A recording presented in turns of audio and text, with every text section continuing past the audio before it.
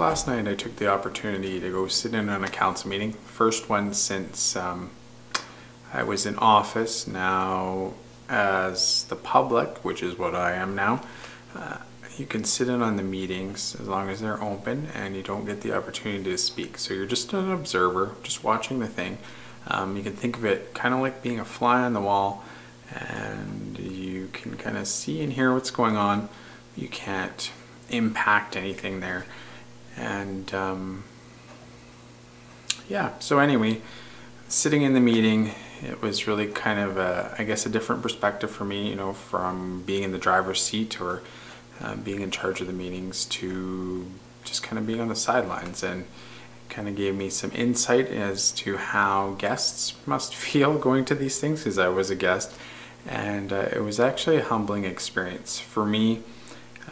What I took away was the fact that, you know, I had been operating under this belief that the town needed me, and, you know, I was an integral part of running it. But as bad as it sounds, with me not there at the controls, things were still moving forward, things were still getting done, maybe not in the same fashion that I would have done them or whatever. And it is what it is. So for me, the big thing, I guess the big takeaway is it was, you know, really gave me a sense of closure. You know, my time there is done. I don't have anything to do with that. And now I can, you know, I've been kind of holding on to, you know, my role or my hat as Marc the Mayor, keeping kind of him in play just in case, you know, I might need him for something. But now I really realize after that meeting last night, and I went to a meeting there on Monday too for another organization, where I kind of first experience with realizing that, you know, maybe my voice doesn't carry as much weight as it used to either. So what I'm going to do is hang Marc the Mayor hat up, put him away for now, and take that attention and that focus and use it and put it towards other things in my life. So, and you might wonder, what other things in my life might I use that focus and energy for? So the big thing I've been working on, or kind of getting kind of my ducks in a row for, is selling some stuff on eBay. I do have some computer stuff, some video game stuff, and some other things, some collectibles that I'm going to sell. We could use the money for other things besides, you know, cleaning out our house a little bit doesn't hurt. So I'm going to work on that, and actually been doing a little bit of research on that. And then it'll also give me some renewed energy and, you know, time, we'll say, to really kind of put my energy into my business. You know, it's been a long time since I've really built any sites with the sole intention of making money. You know, I've made sites for marketing purposes, for other things, but actually get back into site building, get back into, you know, building some kind of passive income, or some kind of income that kind of rolls in without me having to be there and put in my time and my hours to do it. You know, I really like the idea of putting time in once and then reaping the rewards right into the future. So I'm going to be working on that with the intent of providing an income, you know, for retirement, or for, you know, whatever we decide to do. Also for getting our life in order, and, you know, maybe pursue my goal that I've had for a long time of being able to hire people again. You know, it's been a long time since I've done that, and hire people and be able to provide them with, you know, a means to support their family as well.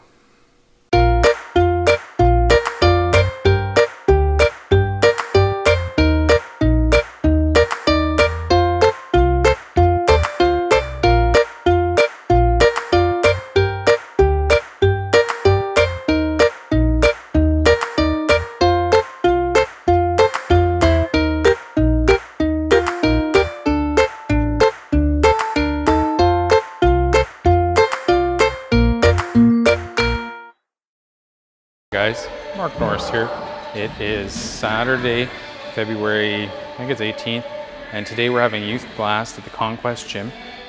We had a little less turnout than we were expecting, just because it's a long weekend. I guess we didn't account for that, But we do have some kids here. We're having a lot of fun, getting a little sweaty, I can't tell. And it's really nice to have the opportunity to, I guess, donate our time for this and have this facility for the kids to have fun. So we're only a few hours into it here. We're here till I think 9 o'clock tonight, and looking forward to really having a lot of fun and getting some exercise, something outside of the, working out at home. Well, most of the games that they play at this event here are unorganized and unstructured. Sometimes we give them a little nudge in direction, or we've given them ideas for games. Some examples would be King's Court. That was very popular last time. We haven't played that today. Right now they're playing Sardines, where basically what you have to do is somebody hides and everybody has to find them, and you hide with them quietly, and whoever finds them last loses. So that's been pretty good. It's actually interesting to see how creative kids are to find a hiding place.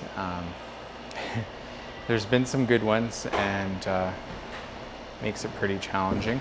And we also today had the opportunity to play floor hockey. There are some floor hockey sticks here. We had somebody also bring some balls and stuff to play floor hockey. So, where as time goes on here, we're learning from kind of each iteration or each time we are here as to what works and what we can do with the kids. We've been lucky too that there haven't been very large groups. Like, the largest group we've had so far is 12, which 12 is a good size for 2 adults to kind of, we'll say handle. Handle's not the right word, but it's been really good. So it's really nice that we can do this and donate our time in this way. Really, if you want to be selfish about it, it's an excuse to actually play too. There's unfortunately not a lot of activities here in town for adults for playing, and sometimes it's nice, to shoot some hoops or play a little floor hockey, play a little soccer indoors, and get some exercise and have fun doing it. We've also tried to be a little more structured today, so we actually had structured snack breaks, and we're actually having a meal time, as opposed to kind of go all willy-nilly with it. It seems to work a little better. Also helps to break up the day. Like, kids can play hard for a few hours, take a break, play hard for a few hours, take a break.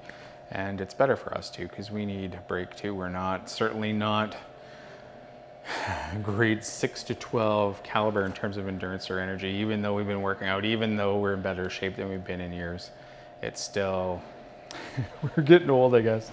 And that's unfortunate, but that's just the way it is.